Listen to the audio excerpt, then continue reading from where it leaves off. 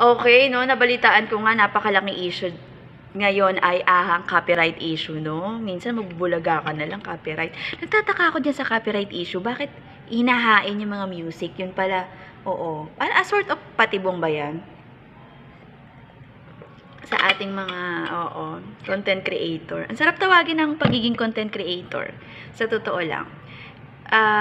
Ako actually, hindi ako na-stress. I have a lot of content on my mind. Kaya lang nalilimitahan ako dahil na rin sa low moral, actually very tapat ako sa pagkakaroon ng not recommended. I really don't know what is my violation. Violation, I already erased na, no? Yun lang, no? Pero tuloy lang kasi nga passion mo. No? So, ano bang tawag dito?